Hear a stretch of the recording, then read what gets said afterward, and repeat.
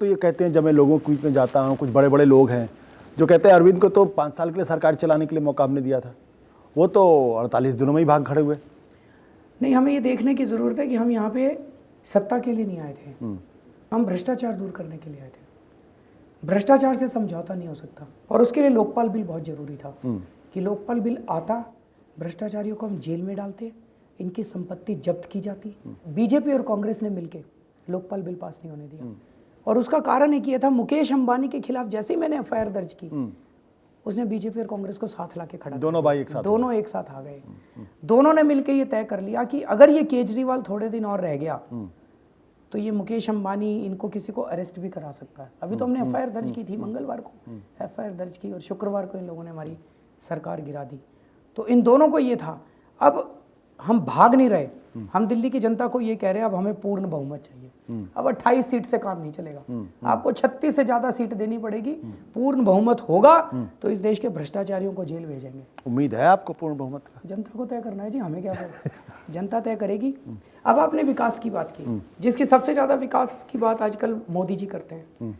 हमें यह सोचना पड़ेगा, अगर आपके देश में सुरक्षा नहीं है, अगर महिलाएं सुरक्षित नहीं है, अगर मुसलमान सुरक्षित नहीं है, अगर सिख सुरक्षित नहीं है, तो विकास हो सकता है क्या?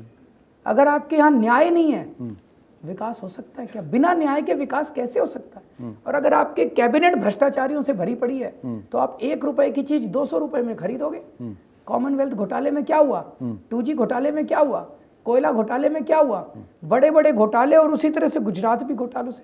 तो आप भ्रष्टाचार के साथ विकास कैसे कर सकते हो? ये सारी विकास की बातें जो हैं, ये सारी की सारी बेमानी हो जाती हैं।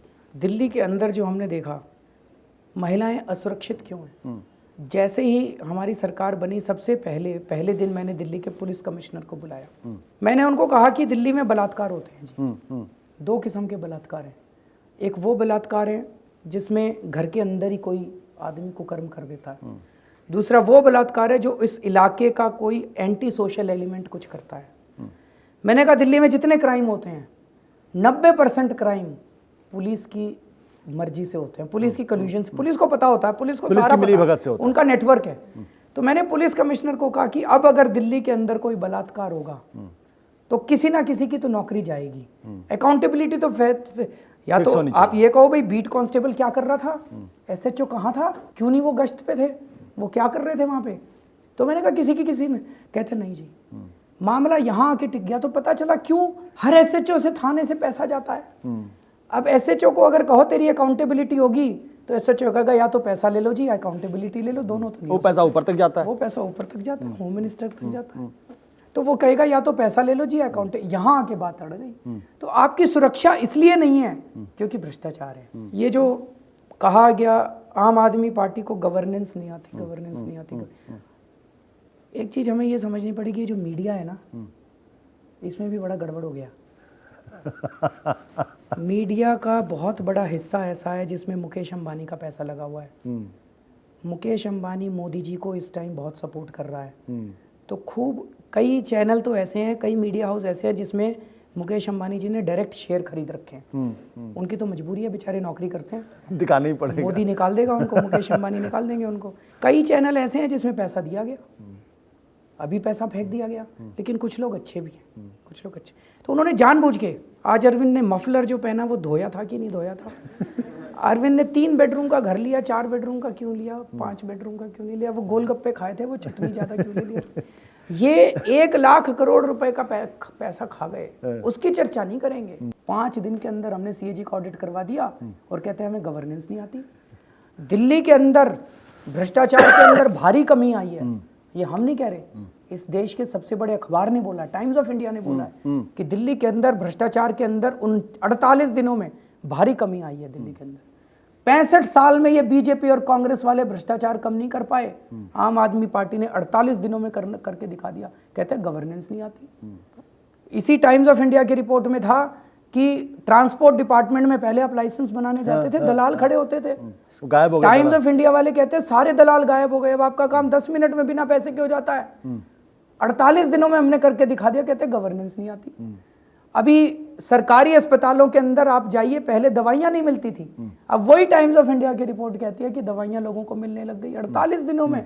65 साल में सरकारी अस्पतालों में और आपको गवर्नेंस और हमको गवर्नेंस नहीं आती। ये गवर्नेंस होती क्या चीज़ है, ये मेरे को समझ में नहीं आया। तो मेरा ये कहने का मतलब है, एक छोटा सा उदाहरण मैं बताऊंगा। दिल्ली जल बोर्ड, दिल्ली जल बोर्ड में एक मेरे पास मामला आया, पता चला कि सीबीआई ने एक मामले में केस दर्ज किया है बस, जिसमें 17 इंजीनियर इन्वॉल्व हैं। मेरे को कुछ करने की जरूरत नहीं थी। पहले दिन मैंने 17 के 17 इंजीनियर्स को सस्पेंड कर दिया नौकरी से। जैसे ही मैंने सस्पेंड किया, ये सारे दौड़े दौड़े आए मेरे पास, इनके यूनियन वाले, कहते जी थोड़ी सी दया कर दो। मैंने कहा अगर आप ईमानदारी से काम करोगे, ईमानदारी से काम करते हुए अगर आप कोई गलती भी कर दोगे, मैं तुम्हारे पीछे खड़ा नजर आऊंगा, तुम्हारी को मैं बचाऊंगा, तुम्हारे पीछे मैं I will stand like a rock behind you.